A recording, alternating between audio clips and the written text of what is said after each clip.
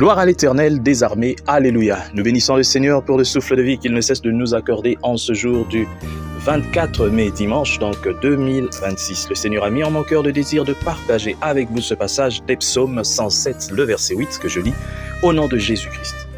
Qu'il loue l'Éternel pour sa bonté et pour ses merveilles en faveur des fils de l'homme, alléluia. Dans la version anglaise, une nuance ressort clairement. Oh, s'il voulait louer l'Éternel, il y a là une note d'étonnement.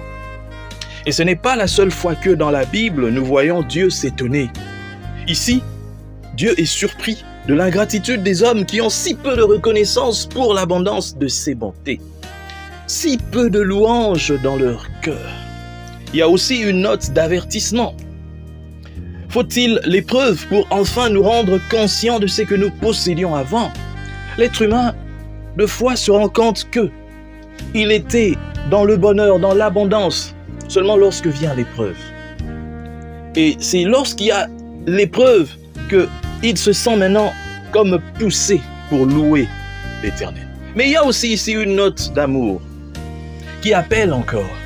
Les disciples de l'Église primitive exprimaient leur amour par leur vie entièrement donnée qui, si elle n'aboutissait pas au martyre, était du moins leur abandon complet à la volonté de Dieu. Les disciples se donnaient totalement parce qu'il n'y avait pas autre chose à faire. Ils étaient dans un milieu où il fallait à tout prix s'attacher à Dieu, croire en ses promesses, ou alors abandonner Dieu, respecter les divinités romaines, ne pas parler de Jésus. C'était un choix difficile à faire, mais très important.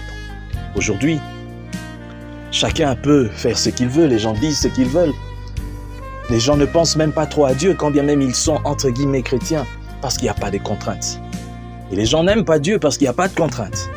Les gens ne respectent pas Dieu parce qu'il n'y a pas de contraintes. La seule contrainte qui fait peur à l'être humain jusqu'aujourd'hui, c'est la mort. Mais là encore, il faut qu'un de ses proches meure pour qu'il réalise qu'il peut aussi lui partir. Voilà pourquoi quand il y a un deuil, tout le monde parle des bonnes choses. Tout le monde essaye de prendre conscience. Mais quelques jours après, on oublie. On repart encore sur les anciennes habitudes. Mon frère, ma sœur, la louange est une arme combative qui fait reculer l'ennemi. Rappelez-vous dans 2 Chroniques 20-22, au moment où ont commencé les chants et les louanges, l'Éternel plaça une embuscade contre les fils d'Ammon et de Moab, et ceux de la montagne de Séhir, qui étaient venus contre Juda, et ils furent battus. Bien de fois, lorsque vous avez des problèmes, vous vivez des difficultés, vous avez des combats, des gens qui ouvertement vous veulent du mal, traînent avec votre nom, entrez dans votre chambre, commencez à louer seulement, louez le Seigneur en pensant à votre problème, louez le Seigneur, et vous verrez des grands bouleversements dans le camp ennemi. Laissez à Dieu de régler vos problèmes, louez-le seulement. Que Dieu bénisse sa parole, qu'il bénisse tous qui m'ont suivi, que ces paroles atteignent des extrémités de la terre dans le nom puissant du Seigneur Jésus-Christ. Amen. Bonne journée à tous.